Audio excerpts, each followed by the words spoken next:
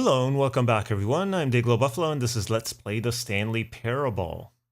I welcome you back to the pause screen because I don't want to be interrupted when I do my intro by the disembodied voice that is tormenting us throughout this game. When we last left off, we spent too much time in the broom closet. Let's see where this new path takes us. So without much further ado, let's get back to the game. And here we are in the hallway. Still, right outside the broom closet. Can we get back in? You too? Unbelievable. I'm at the mercy of an entire species of invalids. Perhaps there's a monkey nearby you can hand the controls to. A fish? Fungus?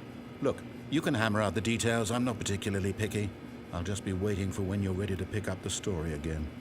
Well, that's humanity for you.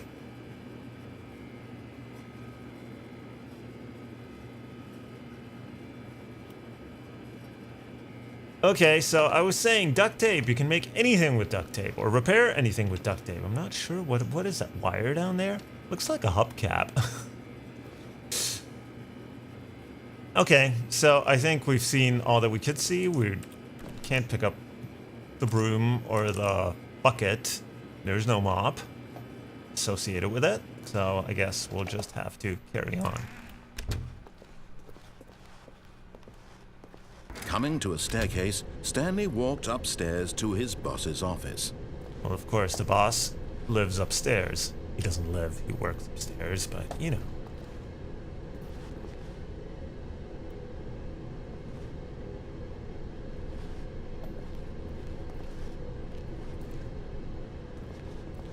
That looks like maintenance down here. Ooh, car park! Can we go home, please? But Stanley just couldn't do it.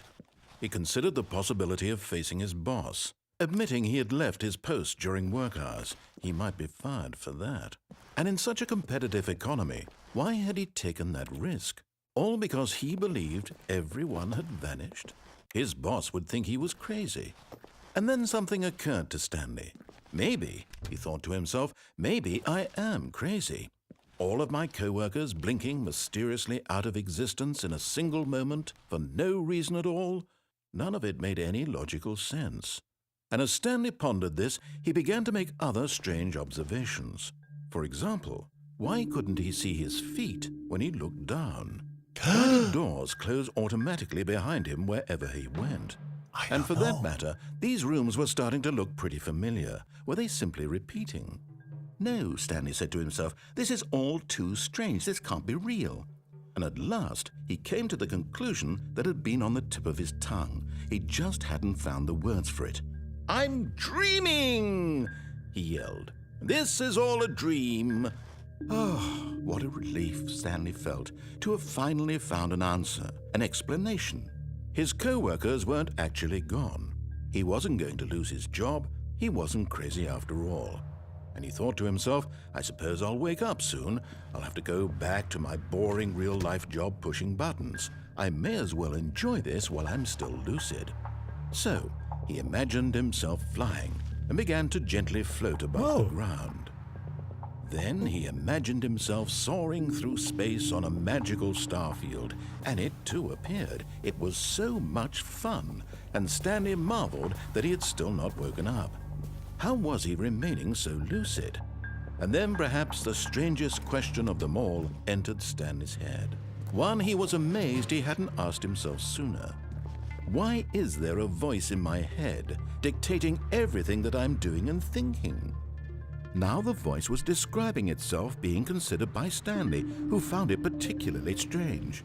I'm dreaming about a voice describing me, thinking about how it's describing my thoughts, he thought. And while he thought it all very odd and wondered if this voice spoke to all people in their dreams, the truth was that, of course, this was not a dream. How could it be? Was Stanley simply deceiving himself, believing that if he's asleep, he doesn't have to take responsibility for himself? Stanley is as awake right now as he's ever been in his life. Now, hearing the voice speak these words was quite a shock to Stanley. After all, he knew for certain, beyond a doubt, that this was in fact a dream. Did the voice not see him float and make the magical stars just a moment ago? How else would the voice explain all that? This voice was a part of himself too. Surely, if he could just... He would prove it. He would prove that he was in control, that this was a dream. So he closed his eyes gently, and he invited himself to wake up. He felt the cool weight of the blanket on his skin, the press of the mattress on his back, the fresh air of a world outside this one. Let me wake up, he thought to himself. I'm through with this dream. I wish it to be over. Let me go back to my job. Let me continue pushing the buttons. Please, it's all I want. I want my apartment, and my wife, and my job. All I want is my life exactly the way it's always been. My life is normal. I am normal. Everything will be fine. I am okay.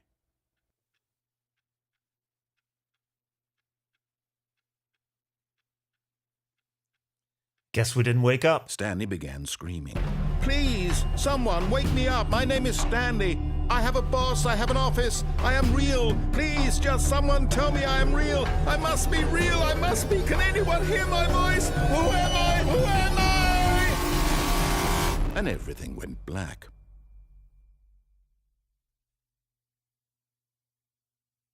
You know, I was going to comment... This is the story of a woman named Mariela. Mariela woke up on a day like any other. She arose, got dressed, gathered her belongings, and walked to her place of work. But on this particular day, her walk was interrupted by the body of a man who had stumbled through town talking and screaming to himself, and then collapsed dead on the sidewalk. And although she would soon turn to go call for an ambulance, for just a few brief moments, she considered the strange man. He was obviously crazy. This much she knew. Everyone knows what crazy people look like. And in that moment, she thought to herself how lucky she was to be normal. I am sane. I am in control of my mind. I know what is real and what isn't. It was comforting to think this, and in a certain way, seeing this man made her feel better. But then she remembered the meeting she had scheduled for that day. The very important people whose impressions of her would affect her career, and by extension, the rest of her life. She had no time for this, so it was only a moment that she stood there, staring down at the body. And then she turned and ran.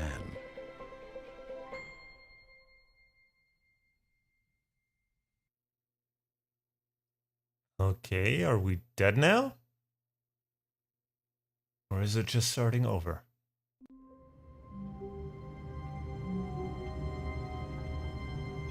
And we're back in our office. I can finally get a word in. So, I was actually going to comment on those clocks on the wall. 1, 2, B, and 4. But, yeah, the disembodied voice in our head wouldn't shut up!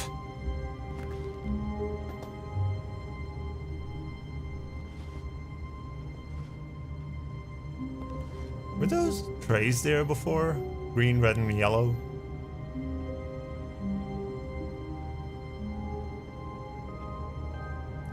Anyway, I guess it's time to head out again.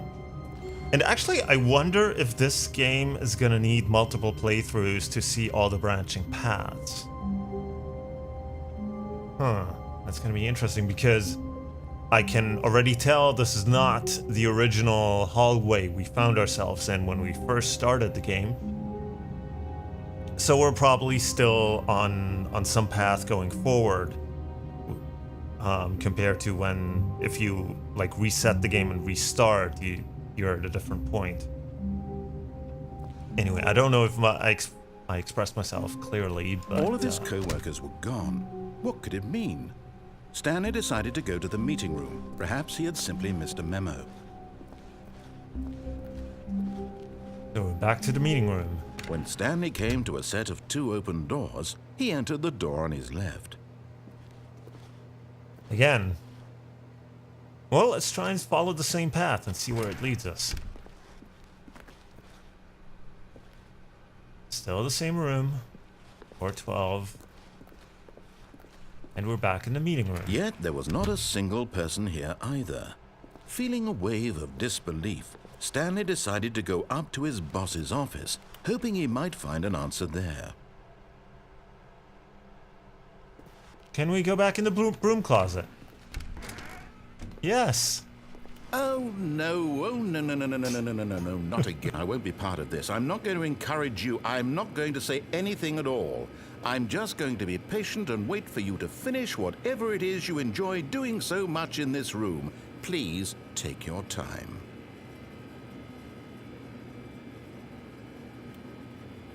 Well, if we can drive the voice crazy before it drives us crazy, what does that say about us if the voice is in our head? I just gave myself a headache. What is that up there? Oh, we can't jump. Is that a toolbox? Got something sticking out of it. Oh well. Coming to a staircase, Stanley walked upstairs to his boss's office. So, should we walk upstairs again or back downstairs? This looks pretty much the same, but man, it's gonna be difficult to keep track of all these branching paths and then remember where you did go and what order. I don't know. Is it even gonna be possible? Okay, we're at the top floor, and it already looks a lot nicer than our floor. Got very high ceilings. It's got wood paneling, executive bathroom, yes please, I need to pee. Got like this, I don't know, what is that? Some kind of fabric on the wall.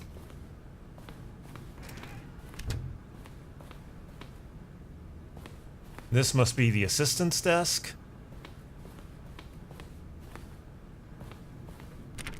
And there's something else here that we can't look at. Can we sit in the comfy chair?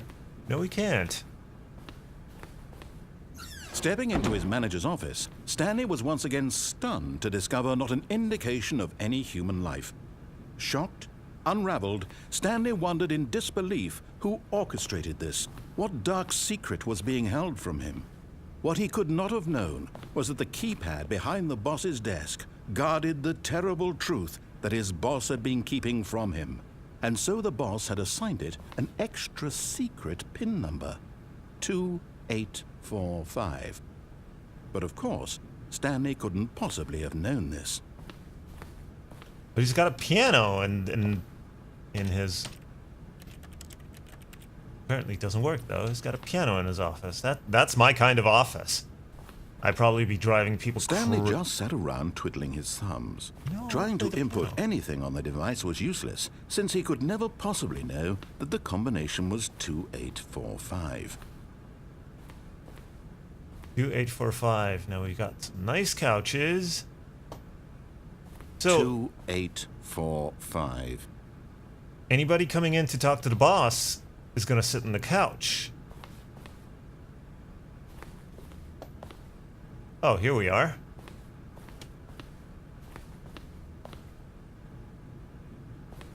But it turns out that the panel's emergency override kicked in, and the door just opened all by itself. And Stanley got the hell along with the story. Well, whoop-de-doo. I wanted to put in the number that an idiot has in his luggage. 1, 2, 3, 4.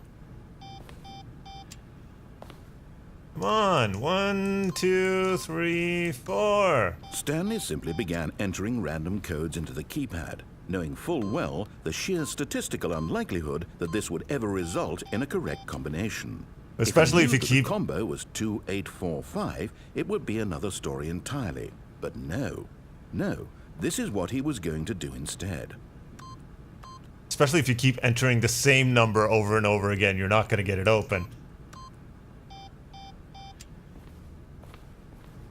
Alright, so enough mucking about, I guess.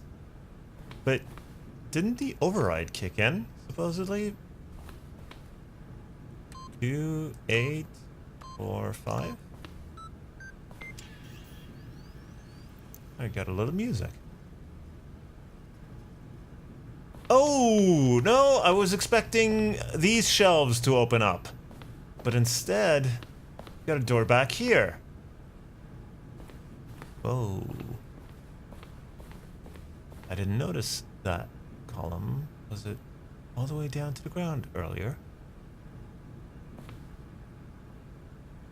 This is... What is that in the corner? That's a camera! This is a kind of disquieting office. You know, very, very tall. Reminds me, again, of Brazil and also the Hudsucker proxy. Like Paul Newman's office in that movie, like, was long like this. If I remember correctly. I haven't seen the movie in a couple of years. Should watch it again. Very good movie also. So, here we are with movie recommendations with Day-Glo Buffalo instead of playing Stanley Parable. Alright. We've got a generator here.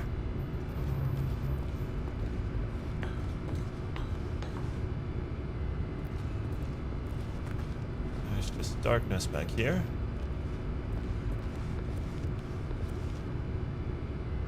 Now, I don't know if we're actually... Hello?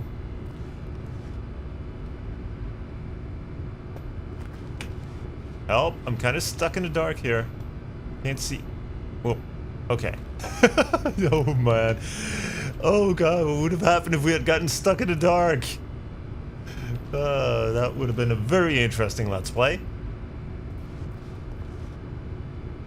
Okay, so here we got the insulation kind of... I guess this is still being built up, I presume? But here we got an elevator with a big red button that we can push.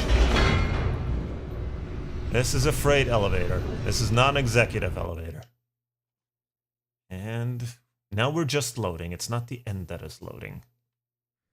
Descending deeper into the building, Stanley realized he felt a bit peculiar. It was a stirring of emotion in his chest, as though he felt more free to think for himself, to question the nature of his job. Why did he feel this now, when for years it had never occurred to him? This question would not go unanswered for long. Man, this reminds me of Portal. When you get like behind the whole test chamber thing and then you kind of see the inner workings of the Aperture Science Enrichment Center. Whoa. You know, you might want to get an electrician in here and get that looked at. That's not very safe. Again, OSHA, where are you? There's a pattern drawn on here. Stanley walked straight ahead through the large door that read Mind Control Facility. Well, we also don't really... Oh! There's an escape.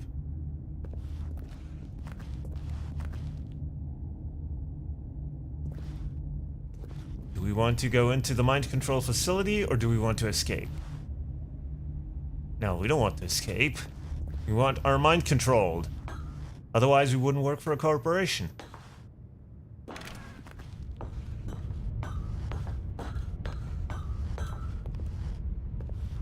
Okay.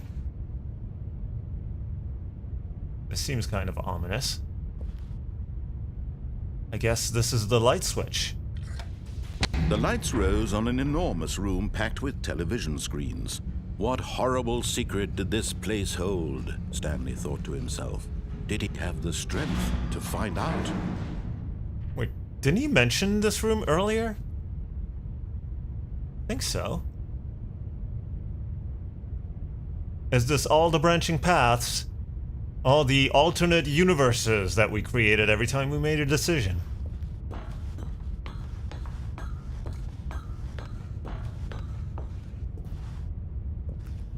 Okay, here we got a camera button. These look kind of like computer placeholders because they don't really look like fully formed computers. Now the monitors jumped to life, their true nature revealed. Each bore the number of an employee in the building, Stanley's co-workers. The lives of so many individuals reduced to images on a screen, and Stanley, one of them, eternally monitored in this place where freedom meant nothing. Oh, that's a corporation for you. I just wonder what that red text is on that screen over there. And whoa. So, 427, was that us? We should be over here. Yeah, that looks like our room. But certainly looks like nobody else is here. Oh, somebody got fired.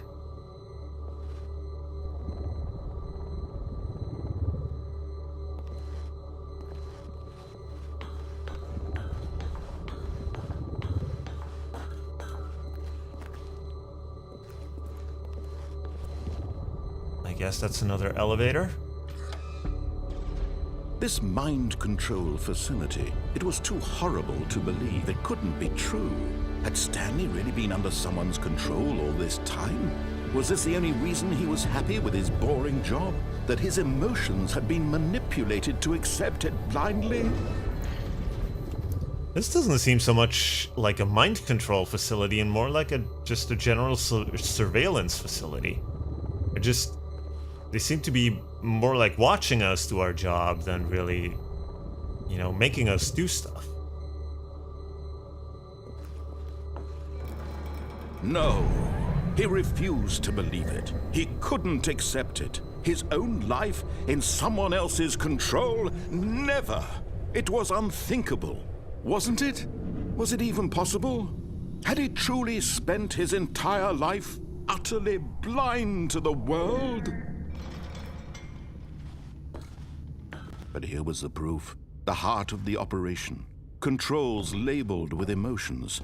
Happy, or sad, or content. Walking, eating, working. All of it monitored and commanded from this very place. And as the cold reality of his past began to sink in, Stanley decided that this machinery would never again exert its terrible power over another human life. For he would dismantle the controls once and for all. Yeah, probably in doing so will turn that thing on.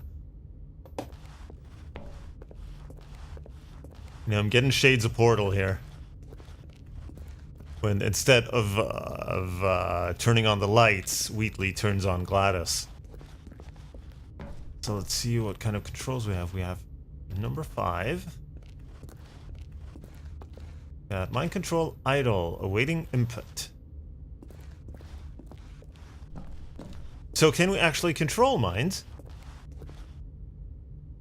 Doesn't look like there's anything down there. And what? We stepped on a chair again. And all these colored buttons, are those supposed... Ooh, there's number 2 here. Number 1. So, we can go up there. Or we can go into the... Oh, we can pass through below or go above on that catwalk.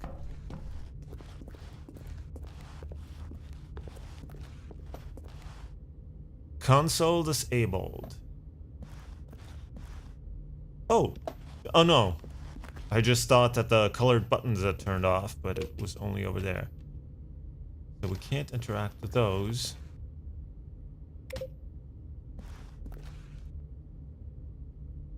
Okay. That do it. Doesn't seem like these do anything. Of course. They seem like they don't do anything until it's too late. And they actually do things. When they actually do things, then, you're screwed. Number 4. Does it matter if we press them out of order? I don't know.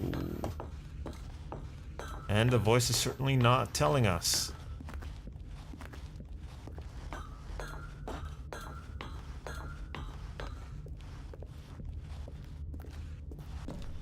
I I am missing button number 3 though, because that's button number 5.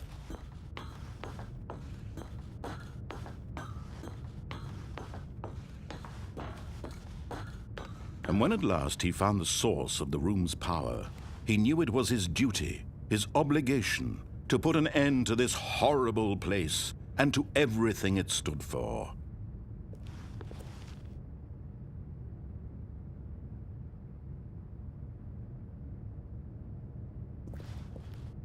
Okay, well, you know, putting an end to a mind control corporation, that sounds good to me.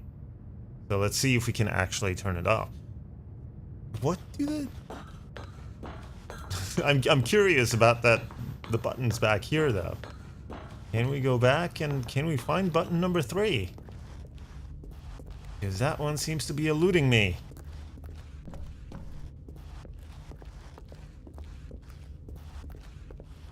So we have 1 and 2 here. 4 up there. Oh, here's 3.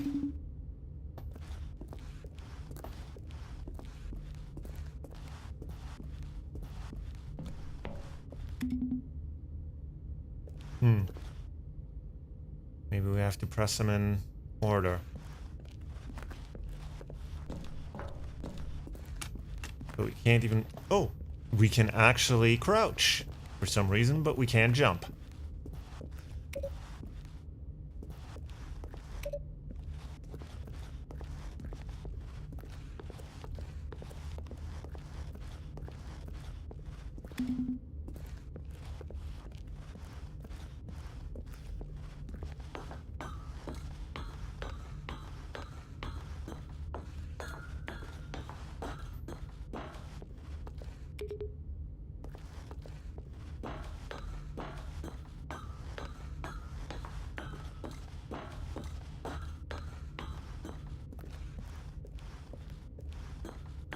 Let's see if this does anything when we press button number 5.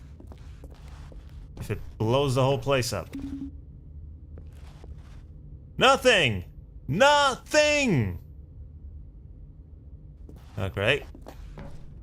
That was a disappointment. So, well, let's shut this place down.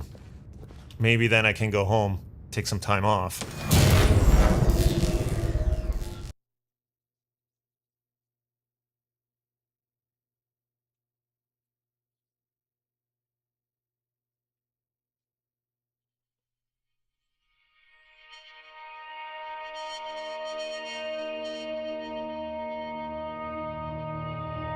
Blackness and a rising chill of uncertainty. Was it over?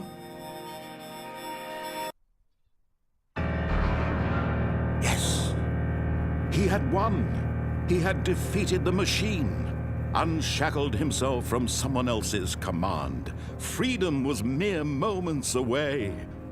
And yet, even as the immense door slowly opened, Stanley reflected on how many puzzles still lay unsolved. Where had his co-workers gone? How had he been freed from the machine's grasp?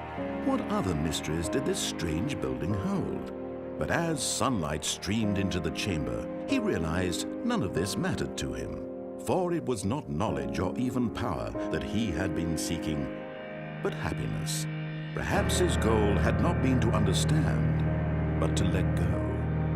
No longer would anyone tell him where to go, what to do, or how to feel. Whatever life he lives, it will be his. And that was all he needed to know. It was perhaps the only thing worth knowing. Stanley stepped through the open door. Are we sure that's a door and not just a picture?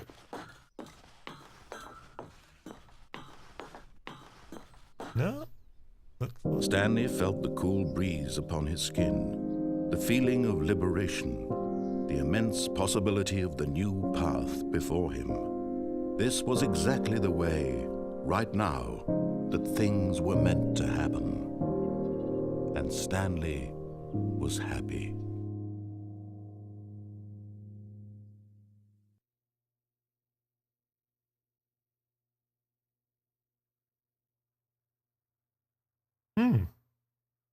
So did we get to an end?